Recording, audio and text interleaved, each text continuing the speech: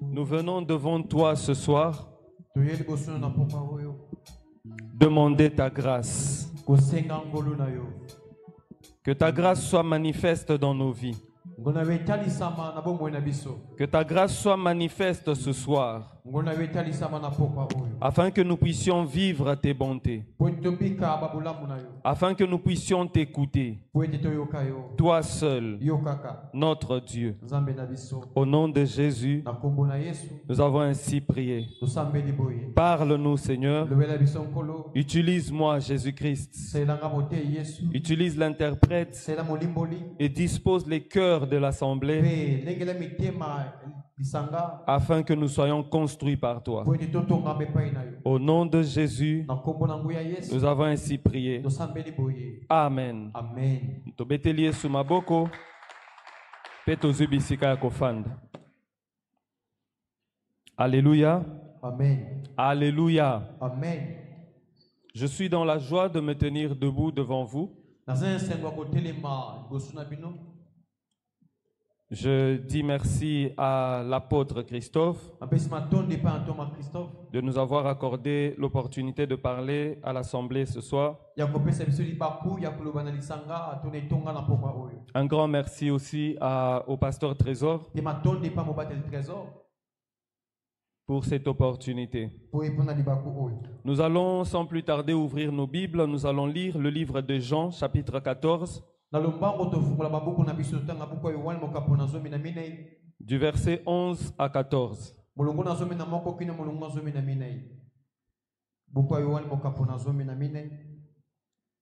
Jean 14, 11 à 14. Si la lectrice peut nous aider à lire. Jean 14, 11 à 14, nous lisons notre Jésus. Amen. Croyez-moi, je suis dans le Père, et le Père est en moi. Croyez du moins à cause de ses œuvres.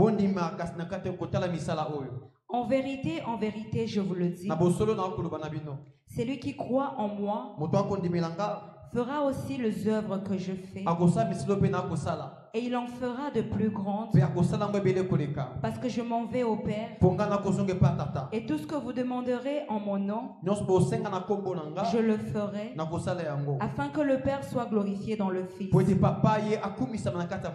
Si vous demandez quelque chose en mon nom, je le ferai. Amen. Amen. Nous lisons aussi Luc chapitre 8, versets 22 à 25.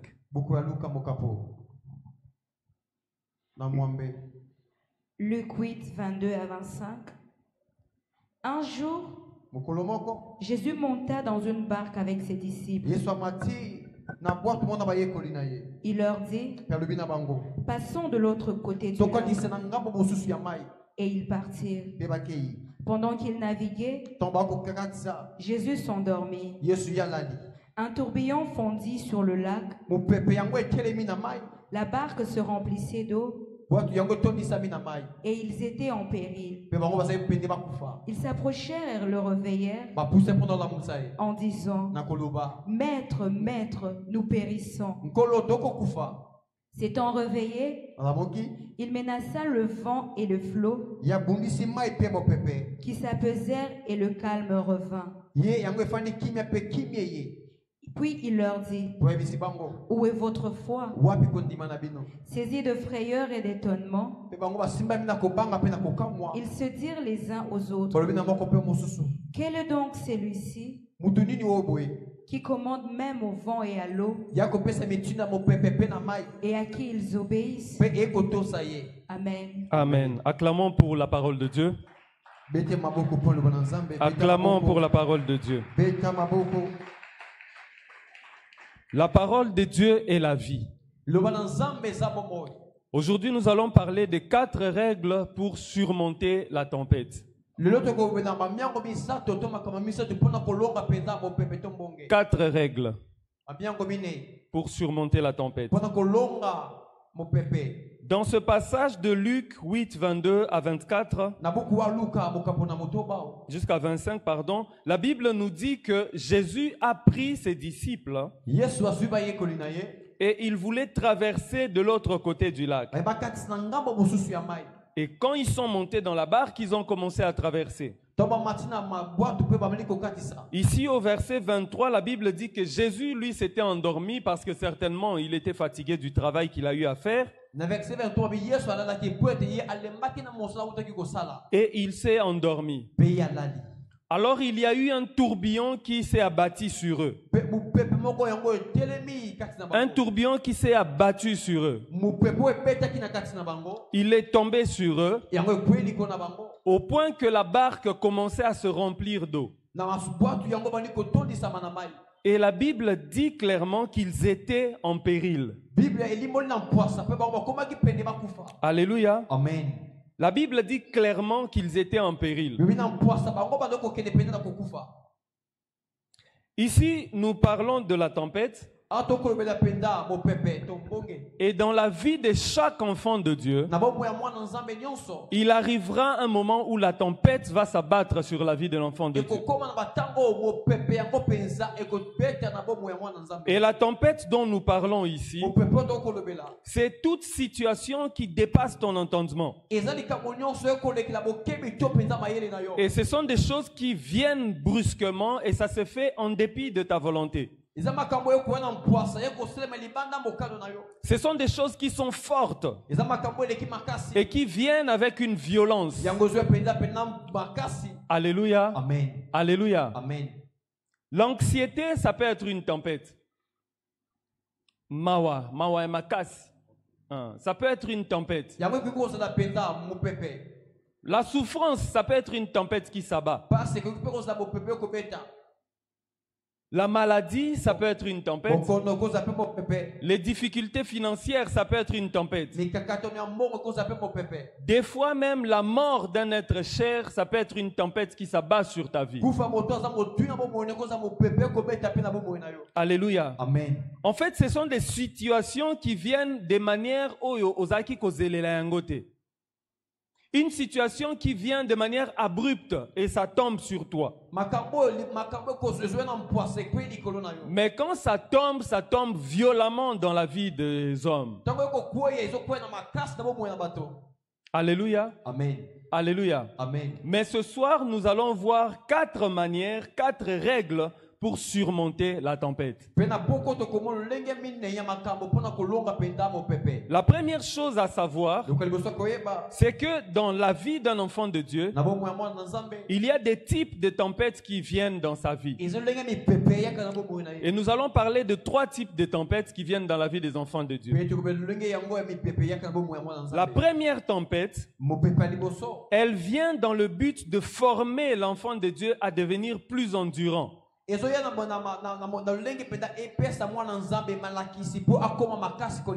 l'ai appelé la tempête de la formation à l'endurance.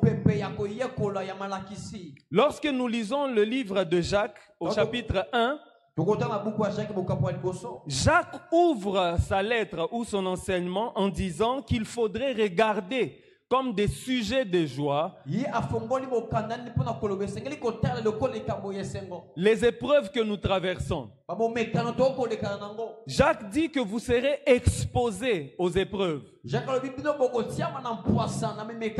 Mais il faudrait comprendre que ces épreuves sont pour que vous deveniez patient.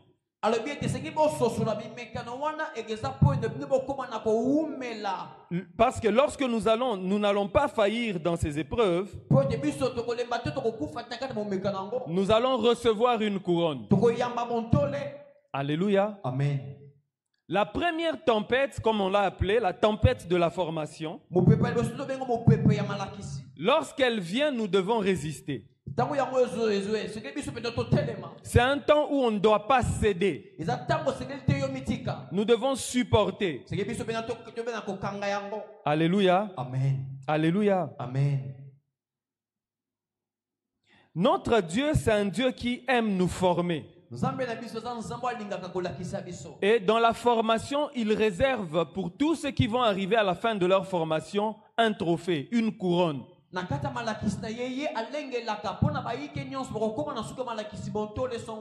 Et cette école-là, ce n'est pas une école Yaba faiblard, c'est une école d'une armée, parce que nous sommes l'armée de Dieu, et il nous fait passer dans des épreuves pour voir au bout du compte qu'est-ce que nous allons devenir.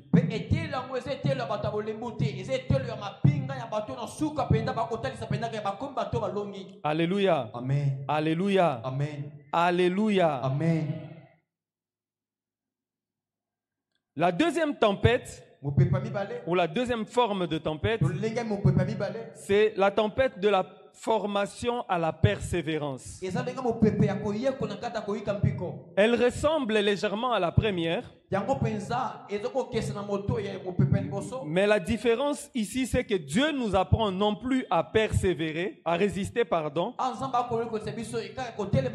mais à tenir ferme, à accepter de subir. Alléluia. Amen. Alléluia. Amen. C'est difficile à accepter et à comprendre, mais notre Dieu veut nous apprendre aussi des fois à accepter de subir dans le silence. Nakozanga koloba. Nakozanga koimaima. Alléluia. Amen. L'exemple par excellence, c'est Jésus. Jésus va au chemin de la croix. La Bible ne nous montre pas Jésus en train de se lamenter. Ah, la croix devient trop lourde. Ah, moi je ne veux pas, moi ça. Ah, que les anges viennent, que je sorte seulement d'ici. Ça ne se passe pas comme ça.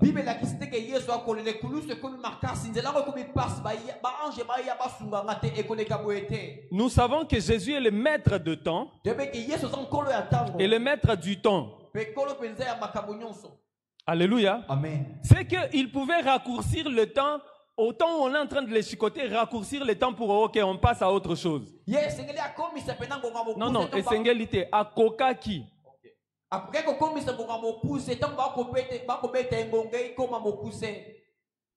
Il pouvait raccourcir le temps au lieu de passer 3 jours dans la tombe, en faire 1 et demi et puis ressortir.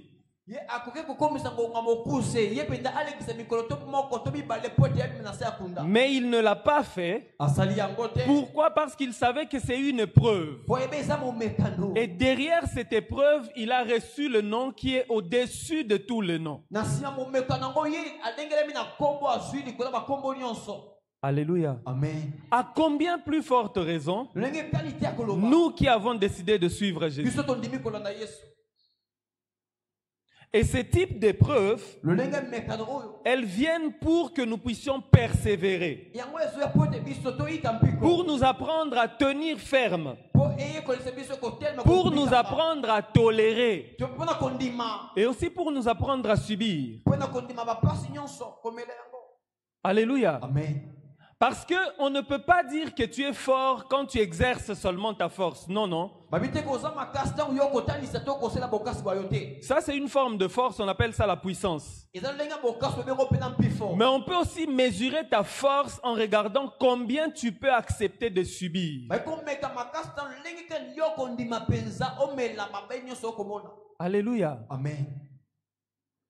La force, ça peut aussi se mesurer sur la capacité à résister à tout ce qui peut venir se poser et s'opposer à toi. Je vous donne un exemple. J'ai un marteau et j'ai une table. On dira que le marteau est fort quand il tape sur les rocs et les rocs se cassent. Alléluia. Amen. Et on dira que la table est forte quand on met une grosse casserole de 20 kilos et que la table ne tombe pas. Alléluia. Amen. Maintenant, souvenez-vous que nous appartenons à Dieu. Et Dieu lui seul sait qui est un marteau et qui est une table. Il ne va pas envoyer des épreuves du marteau à la table.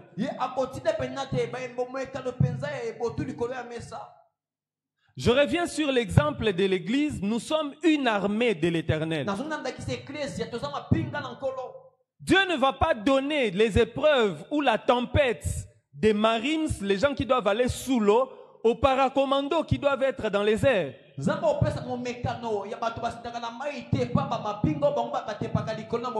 Alléluia. Amen. Et pour éclaircir ça, quand je parle des Marines, je vois les gens en fait qui sont dans l'intercession, hein, et ils sont des gens qui vont au sous-marin. Tu n'auras pas les mêmes épreuves qu'un paracommando, par exemple. Alléluia. Amen. Alléluia. Amen. Parce que celui qui intercède va être combattu. Satan viendra pour t'empêcher de faire quoi? D'intercéder. Et maintenant, Dieu va envoyer, Dieu lui-même va permettre que Satan vienne quoi? Vienne t'éprouver. Parce que Dieu sait que aujourd'hui tu vas prier pour ton mari, pour ta femme, pour tes enfants. Mais il sait que ça c'est une formation. Apprends d'abord à prier pour ton mari, pour tes enfants, parce que demain tu vas commencer à prier pour les serviteurs de Dieu que tu ne connais peut-être pas.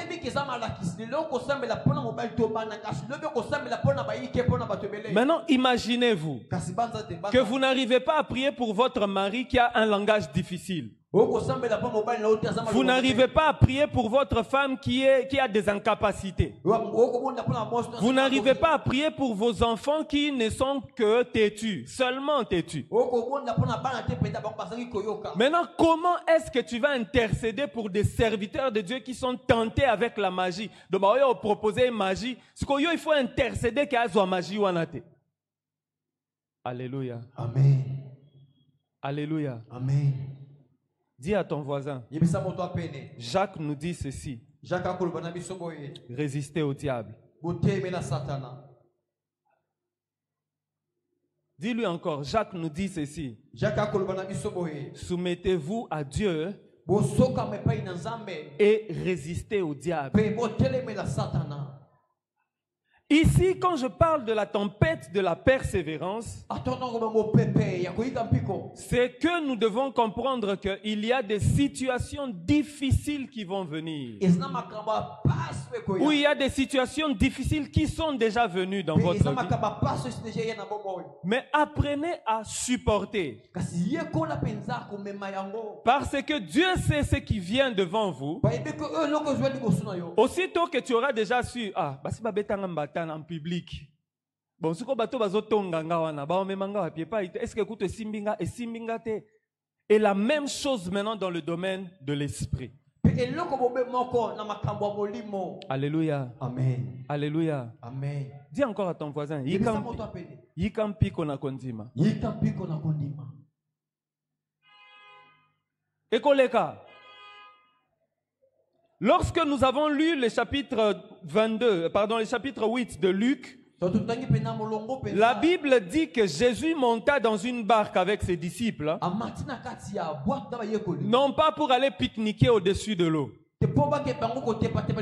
Ils sont montés pour traverser de l'autre côté. La tempête, en fait, elle vient seulement pour te bloquer dans ton chemin. La tempête, elle vient seulement pour t'arrêter, pour que tu arrêtes d'avancer. La tempête ne vient que pour te faire peur, que tu te dises, oh et bandi boy, derrière qu'est-ce que ce sera? Voilà. Donc ce n'est pas la tempête qui t'arrête, c'est toi qui te dis, non, je n'en peux plus. Alléluia. Amen. Alléluia. Amen. Ce type de tempête qui vient pour nous apprendre à persévérer, c'est le type, je pense, le plus compliqué. Le plus dur à porter.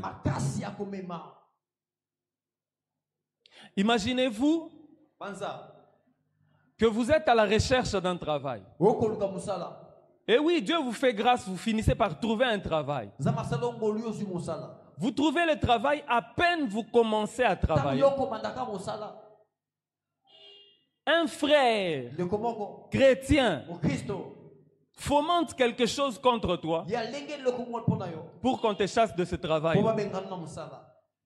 Et comme la tempête vient, on voit comment c'est en train de venir. Hein? Donc vous voyez déjà que Indi. Ensuite, ça tombe sur vous malgré que tu as prié. Seigneur, éloigne cette tempête. Seigneur, éloigne ce problème. Mais ça vient, ça s'effondre sur toi. Quelle sera ton attitude? Alléluia. Amen. Mais aujourd'hui, nous sommes en train d'apprendre 4 règles pour surmonter la tempête. Le 3e type de tempête, ce sont des tempêtes à éviter. Les tempêtes destructrices.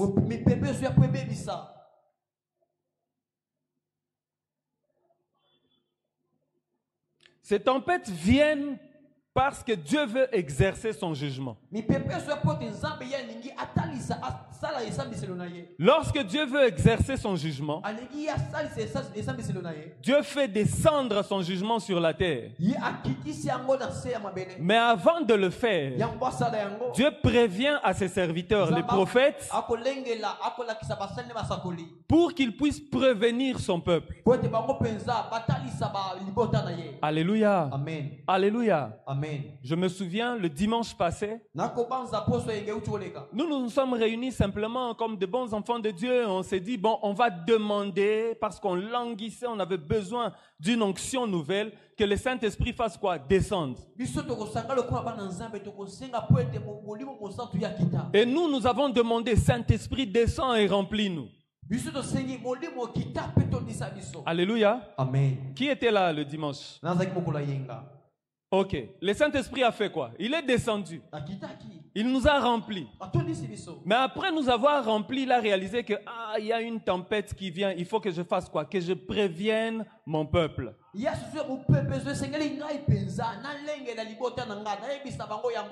Alléluia. Amen. Dis à ton voisin, Dieu nous aime. Et qu'est-ce que Dieu a dit? Le Seigneur te dit à toi, comme il m'a dit à moi, qu'il veut avoir une sentinelle à la brèche. Pourquoi? Parce qu'il sait que cette tempête de son jugement va faire quoi? Va s'abattre. Alléluia. Amen. Alléluia. Amen. Et il veut que nous puissions nous tenir où? À la brèche. Se tenir à la brèche, ça veut dire quoi? Que nous commencions à intercéder. Intercéder. Parce que des temps difficiles vont faire quoi? Vont s'abattre. Maintenant, regardez quelle attitude on doit tenir quand les tempêtes destructrices viennent. C'est le temps où nous devons apprendre à nous cacher. C'est le temps où nous devons apprendre à nous préserver, à nous dissimuler, pour vaquer à la prière.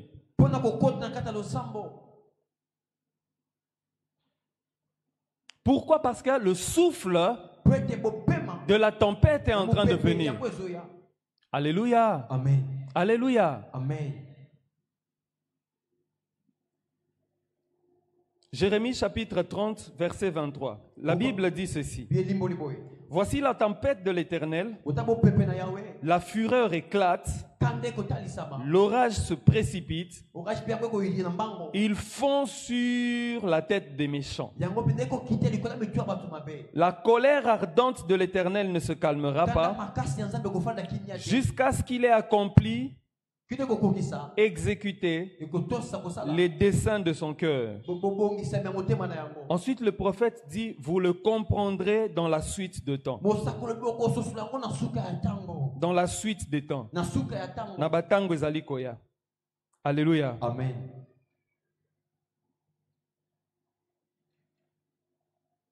Et à ce moment-là, nous, en tant qu'enfants de Dieu, ce que nous devons faire, c'est nous préserver, nous cacher. Nous cacher. Maintenant, voilà comment nous pouvons surmonter à la tempête. La première des choses, c'est que nous devons faire, c'est que nous devons chercher à connaître quel type de tempête je suis en train de traverser. Quel type de tempête je suis en train de traverser. Alléluia. Amen. Est-ce que c'est une tempête à surmonter? C'est une tempête à fuir? Ou c'est une tempête où je dois me cacher? La deuxième chose à faire, c'est que nous devons reconnaître nos limites. Les tempêtes viennent pour nous apprendre à connaître quoi? Nos limites. Pour que nous puissions nous connaître d'abord, et aussi pour que nous puissions connaître nos limites. Alors, nous, lorsque la tempête vient, comme cette tempête de Luc chapitre 8 versets 22 à 24, la Bible dit que pendant qu'ils naviguaient et que la barque s'est remplie d'eau, les disciples ont réalisé qu'ils étaient en péril. Et eux, ils ont essayé de pagayer, ils ont vu que Atato ramé, même si nous ramons, nous allons seulement périr. Et ils ont vu leurs limites. Ils ont crié à Jésus. Alléluia. Amen. Alléluia. Amen. Alléluia. Amen. Nous sommes limités. Mais ce qui nous limite, c'est la grandeur de Dieu. Alléluia. Amen. Je pensais que quelqu'un réalisait ça. C'est que si ma taille se limite ici, ma taille commence maintenant dans la grandeur de Dieu. Alléluia. Amen. Parce que Christ a dit qu'il est avec nous. Et partout où nous sommes, il est avec nous. Mais ma limite physique devrait constituer mon début spirituel. Mais lorsque tu ne connais même pas ta limite physique, ça devient difficile pour toi de te confier à Dieu. Alléluia. Amen. Alléluia. Amen. Souvenez-vous des tempêtes dont j'ai parlé. Vous pouvez vous rencontrer, vous retrouver avec des difficultés de maladie. Mais notre réaction souvent, quelle est-elle? Nous nous disons, ok, d'accord, je suis tombé malade. Est-ce que j'ai de l'argent pour aller à l'hôpital? Maintenant, ma limite, ce sera ma capacité financière à aller dans tel ou tel autre hôpital.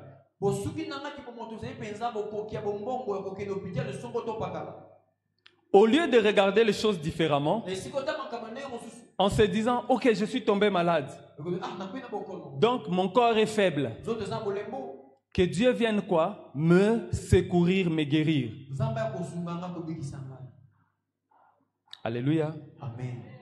Celui qui réalise, même s'il a $100 000 en banque, qu'en ce moment où la tempête de la maladie est tombée sur moi, je dois courir vers Dieu. Cette personne va avoir un résultat plus rapidement que celui qui court vers son argent. Je dis que comment on peut surmonter à la tempête? La première chose, c'était de connaître le temps et l'état, quel type de tempête je traverse.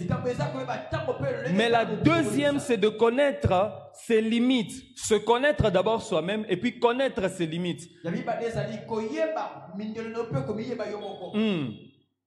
Je me connais en tant qu'enfant de Dieu. C'est comme ça que je me définis.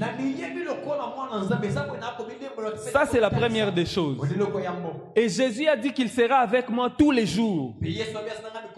Il a dit qu'il sera avec nous tous les jours. Donc, même quand la tempête vient, Jésus est avec nous. Alléluia. Même quand la maladie vient, puisque je suis un enfant de Dieu, Dieu est avec moi. Jésus est avec moi. Même quand je perds un être cher, ça ne fait pas que Jésus a disparu. Non, il est avec moi. Et quand tu sais ça, tu vas surmonter cette tempête. Parce que toi, tu seras limité. Tu te diras, j'ai perdu mon travail, j'ai perdu ma santé, j'ai perdu ma femme, mon mari, mon enfant. Mais comme Jésus est là, il sera ta consolation.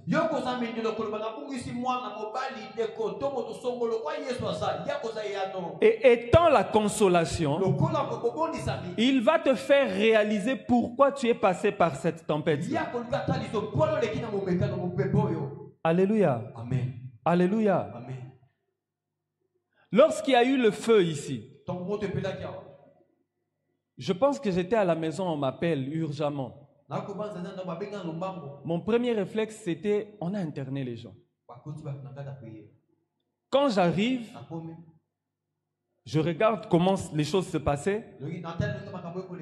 Je me suis dit, Nzambe Langai, ça c'est quel type de problème? Alléluia. Amen. Mais curieusement, toutes les personnes qui arrivaient, en fait, ce qu'ils faisaient, c'est qu'ils venaient pleurer là où moi j'étais. J'étais debout ici. Et je suis en train de regarder, essayer de réaliser, ok, d'accord, qu'est-ce qui se passe? Qu'est-ce qui se passe? Parce que c'est incontrôlable, on ne pouvait rien faire, on ne pouvait complètement rien faire. Et hébété, j'étais debout là, je vois des badauds venir, ils ont ôté le logo qu'on avait ici. Et moi je me suis dit, donc on n'a plus d'église. Alléluia. Amen. Ensuite on me dit, il y avait des gens à l'intérieur, je me suis dit, Nzambe Langai. Mais c'était une tempête. Alléluia. Amen. Ça vous a appris quoi? C'était une tempête. Et toute tempête qui va venir dans ta vie, sache que ça cherche juste à t'empêcher d'aller de l'autre côté du lac. L'objectif de l'ennemi, c'est que toi-même tu puisses décider que je ne peux plus aller de l'autre côté.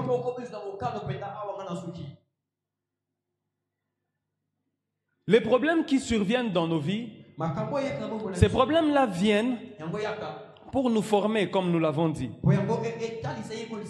Et notre Dieu, c'est un bon Père. Il connaît chacun d'entre nous. Et à chacun, il donne une épreuve qui va faire quoi? Le faire grandir. Il donne une épreuve qui va l'accompagner et le rapprocher en fait de son devenir. Na lobi na été, lobi na eza avenir. Na oyo akokoma, c'est ça son devenir. Amen. Alléluia. Amen. Dieu sait ce que tu dois être demain. Et il envoie une preuve pour que tu deviennes cette personne-là. Alléluia. Amen. Dieu sait par exemple que tu auras beaucoup d'enfants. L'épreuve qu'il va faire, il t'envoie que tu puisses encadrer des gens. Pourquoi? Pour que tu puisses apprendre comment on gère les gens. David, c'était un roi guerrier. Mais regardez où est-ce que Dieu est allé le former. Alléluia. Derrière le troupeau. Maintenant, imaginez-vous qu'on vous prenne et qu'on vous demande d'aller garder les troupeaux.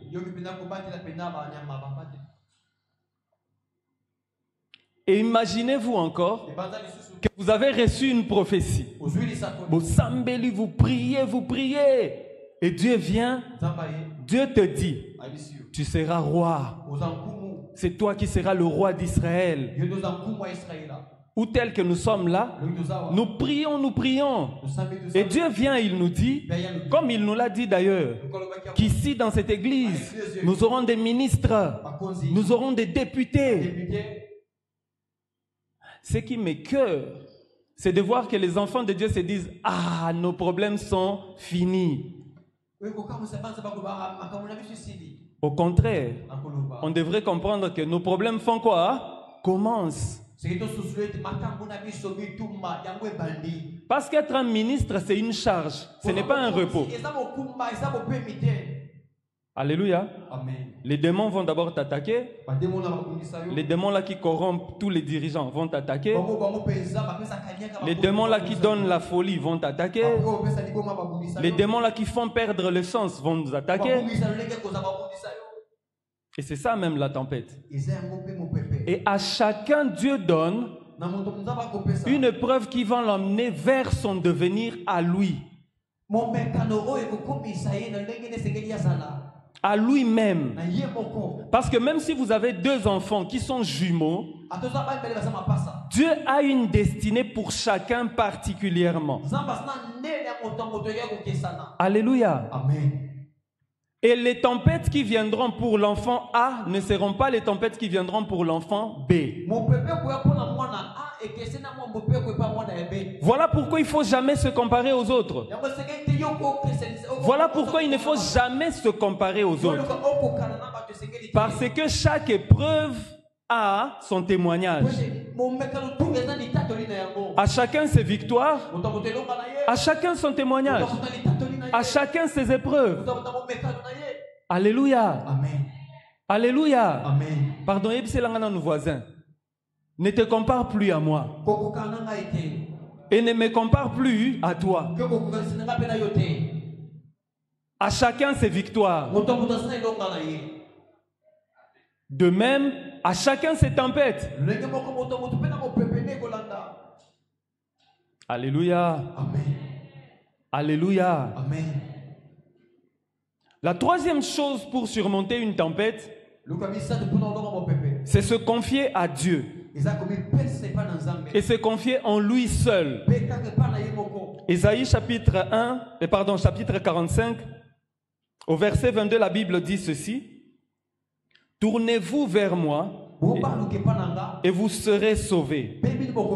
Vous tous qui êtes aux extrémités de la terre. Parce que je suis Dieu et il n'y en a point d'autre.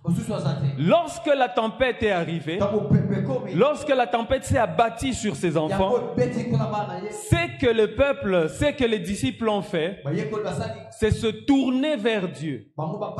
Avant même de commencer à pleurer, Dieu, pourquoi tu m'as fait ça? Souviens-toi que toute chose concourt au bien de ceux qui aiment le Seigneur.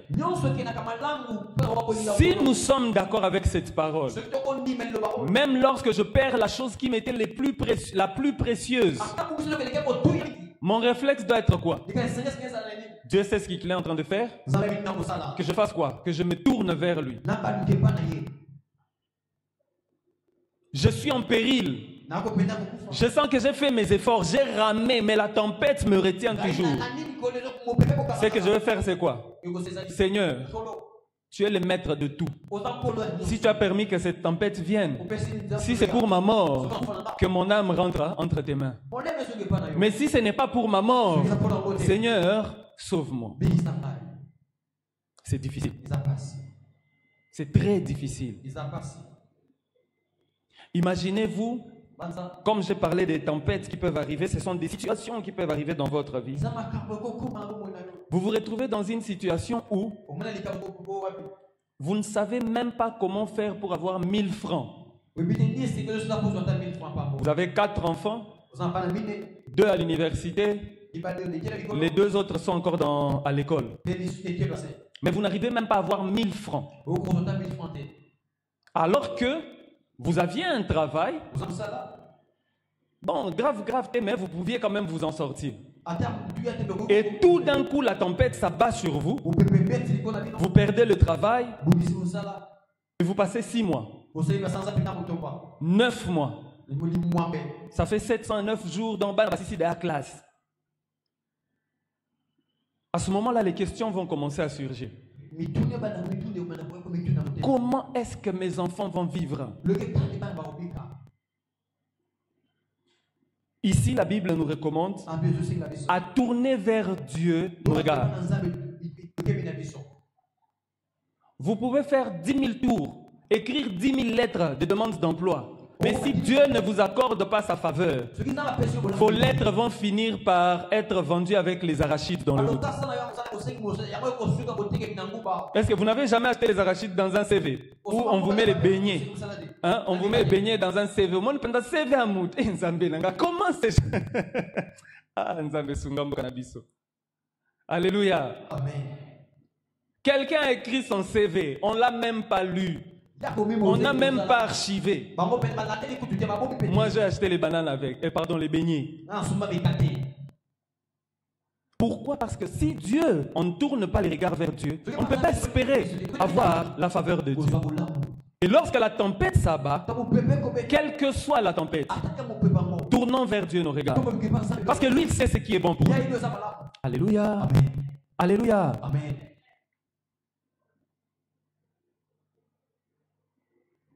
Tournez les regards vers Dieu. Souvenez-vous de Job. Lorsque Job traversait sa tempête, cette tempête-là est venue pour le rendre plus endurant. Et quand la tempête s'abat sur lui, Job a tourné vers Dieu les regards. Il a tourné les regards vers Dieu. C'est là qu'il dira, ce passage que nous appliquons dans tous nos deuils, nous, les enfants de Dieu. C'est Dieu qui a donné, c'est Dieu qui a repris, que la gloire revienne à Dieu seul. Le travail, c'est Dieu qui a donné. Maintenant, Dieu a repris le travail. Que la gloire revienne à qui? À Dieu seul. Tous ces gens qui avaient leur maison d'habitation et tout, la dernière pluie qui s'est abattue, ces gens-là se sont retrouvés sans maison. C'est Dieu qui a envoyé la tempête. Dieu pouvait aussi calmer que la pluie la vienne un peu, mais Dieu a décidé de faire abattre la pluie sur la ville. Peut-être que toi, ta maison n'a rien eu. Mais il y a des gens qui ont tout perdu. Quand je dis tout, ils ont tout perdu. J'ai même vu un enfant qui est mort pendant cette pluie. C'est Dieu qui a donné. C'est Dieu qui a repris. Que la gloire revienne à Dieu seul. Et ça, c'est la meilleure des attitudes. Alléluia. Amen. Parce que la plupart des fois, et ça c'est vraiment le réflexe humain, le réflexe de l'homme charnel, c'est que quand il y a un problème, il se dit on m'a abandonné. Vous pouvez retrouver un mari pour lequel la femme prépare du lundi au dimanche, du 1er au 30. Mais le seul jour où la femme a préparé en retard, le langage de cet homme-là, ce sera quoi? Moi, si au coup, toi, l'ambe la kangate. Alléluia. Parce que la nature de l'humain, c'est l'ingratitude.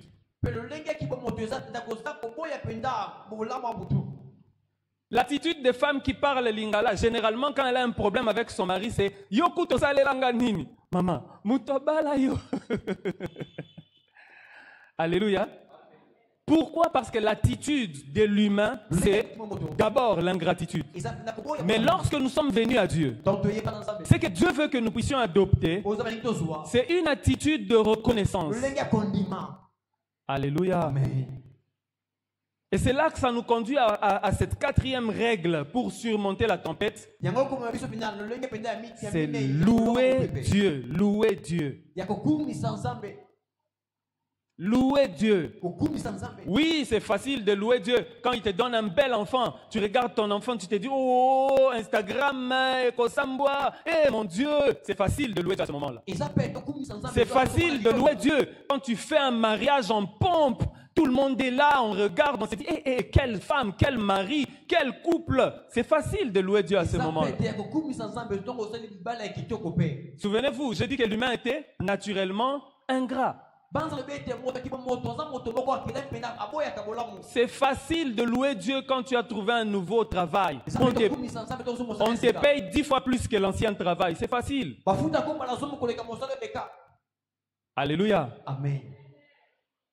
Mais ce n'est pas facile pour un homme naturel, un homme charnel, de louer Dieu quand il perd ce travail.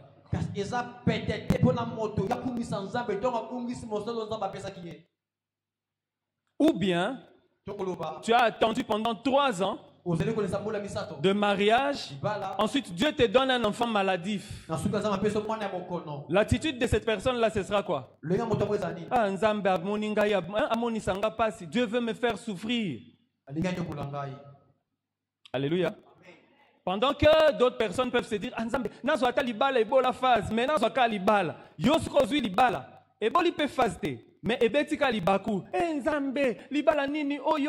c'était un beau mariage au départ. On a vu les photos sur Instagram.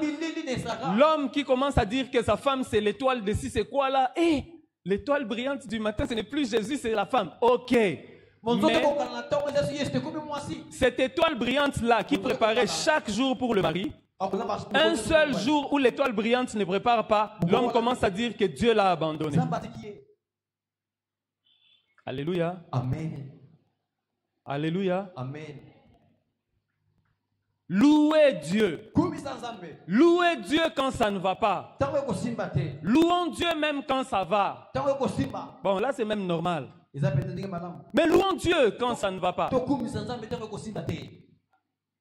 Dès que dans ton cœur cette attitude-là apparaît, la première chose que Dieu va faire, il va apporter la paix dans ton cœur.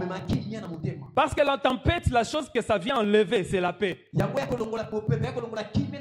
Imaginez-vous qu'on sente seulement qu'un vent violent est en train de souffler sur Kinshasa et que la poussière commence à entrer ici. La première chose qui va se faire en nous, on va perdre la paix. On sera inquiet. Alléluia. Amen. Mais si on était agriculteur, on ne sera pas inquiet. On va se dire, ah, il va pleuvoir. Mon champ va être arrosé. Alléluia. Amen. Alléluia. Amen. Souvenez-vous que nous sommes dans le champ de Dieu.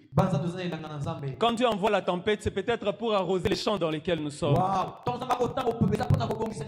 Je pensais que quelqu'un a compris ça. Nous sommes le champ de Dieu. Nous avons difficile à connaître l'ivraie et le blé. Alléluia. Amen. Mais l'ivraie ne porte pas de fruits.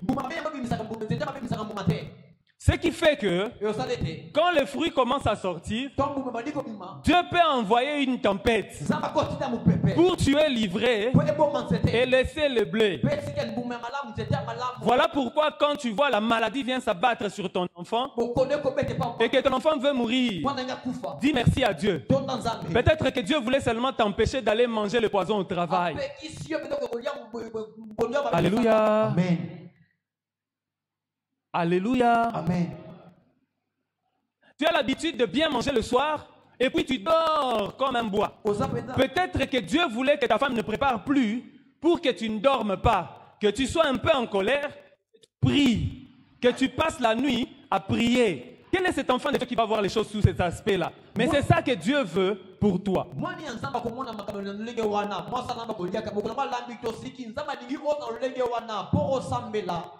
Tu rencontres des problèmes d'argent. Quand tu as l'argent, tu n'as plus le temps. Mais peut-être que Dieu te ravit l'argent pour que tu aies du temps. Le temps seulement, non pas seulement pour venir à l'église, mais peut-être pour rentrer chez toi à la maison. Ta femme t'a vu il y a longtemps, qu'elle te voie même un peu, qu'elle te voie.